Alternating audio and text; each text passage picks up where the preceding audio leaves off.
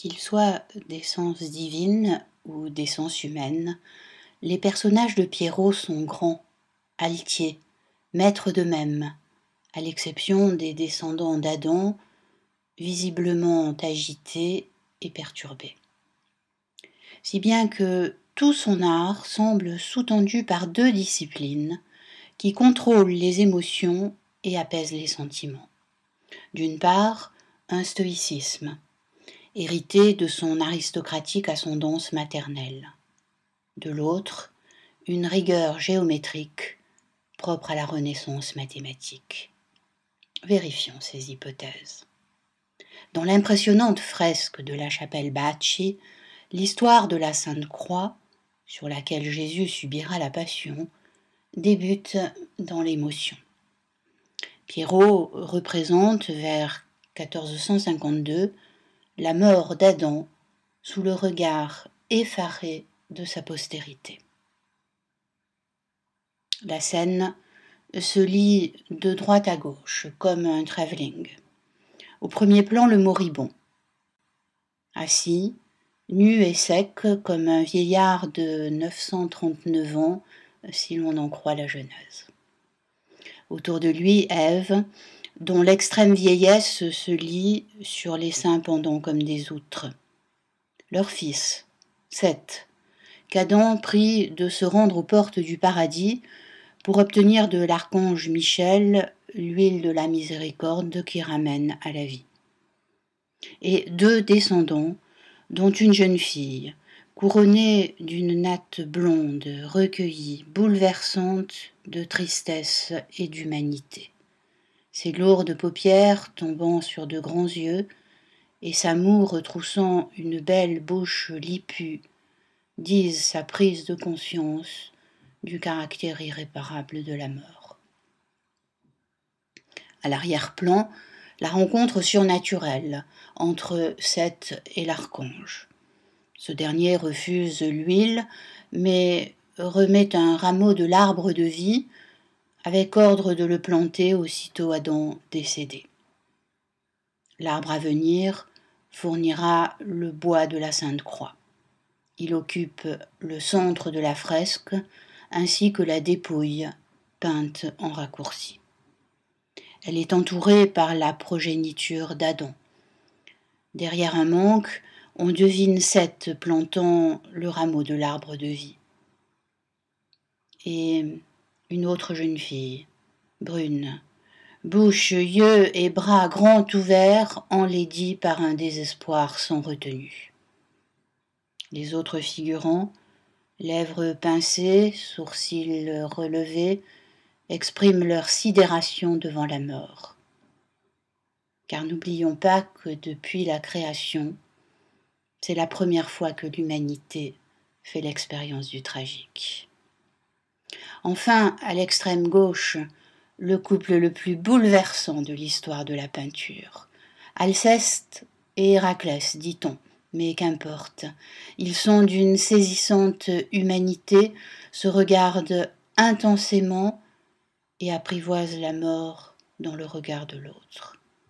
Quiconque a croisé les yeux exophthalmes et noirs de jet de la jeune fille n'est pas prêt d'oublier l'émotion qu'elle ressent devant la finitude de la condition humaine.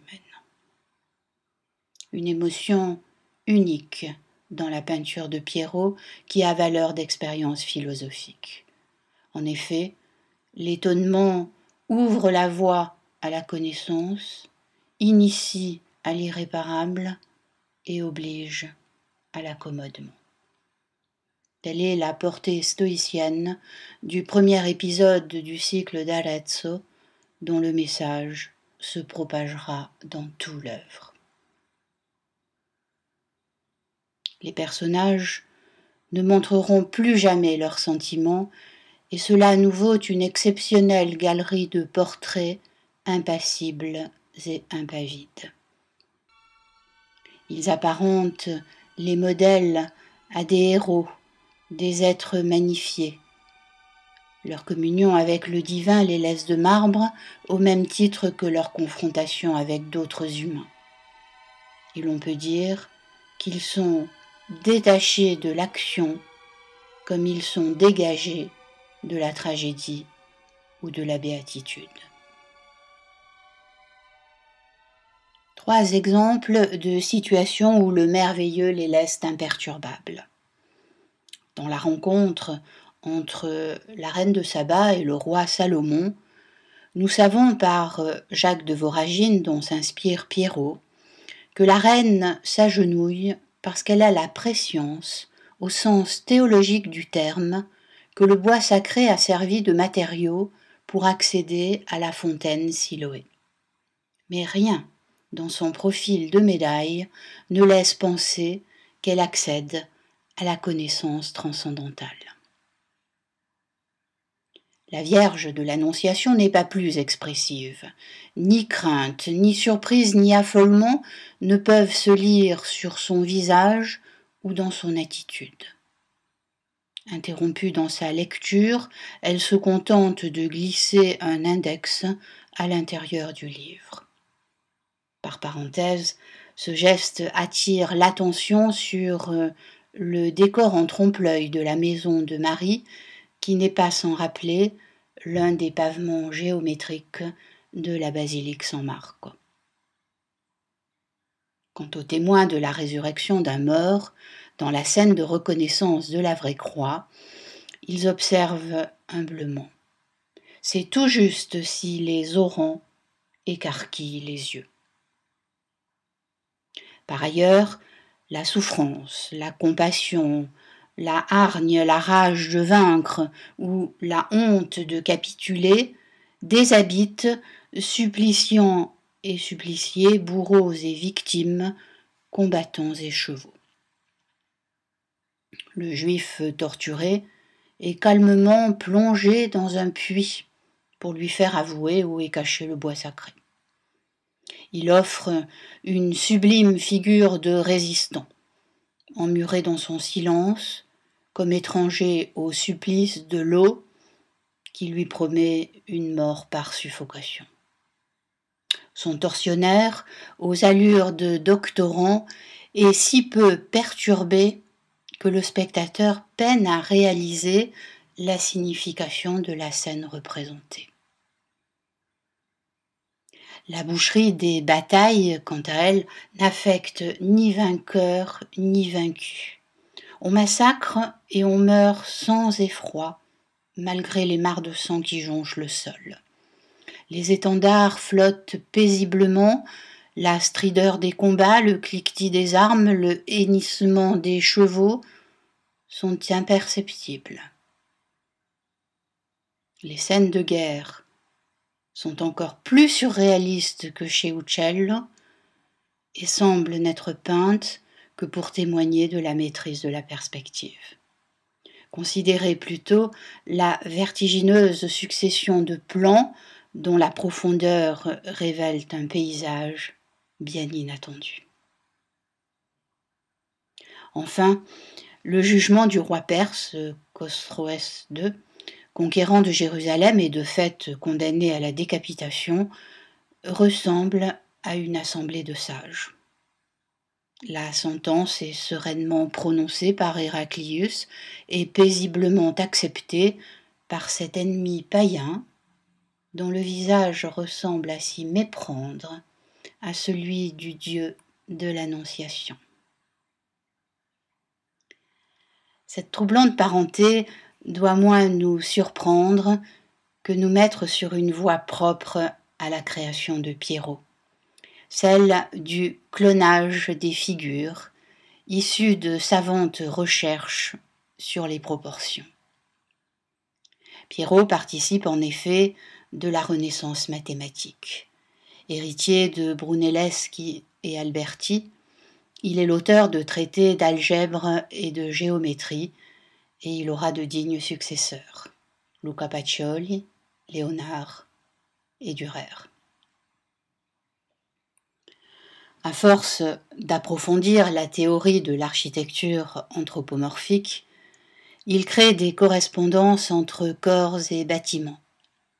Et cela nous vaut des personnages solides, majestueux, souverains comme des statues.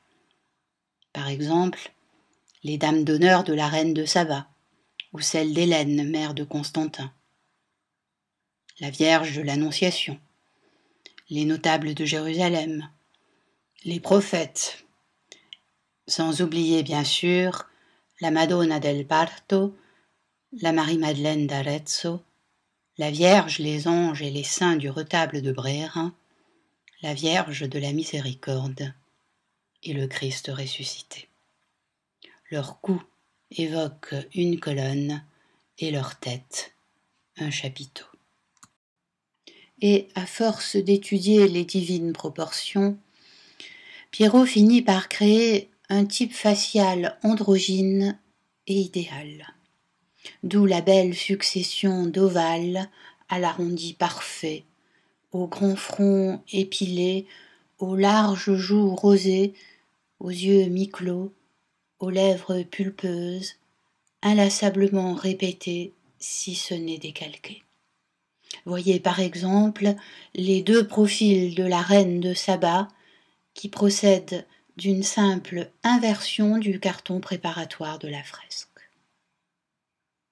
À l'évidence, Piero della Francesca est guidé par un idéal philosophique et mathématique. Il sublime le style sévère du Quattrocento, initié par Masaccio, Andrea del Castagno et Donatello. Il dépouille l'art de tout pathétique et de toute tendresse. Enfin, pour paraphraser André Malraux, il appelle un mot: impassibilité.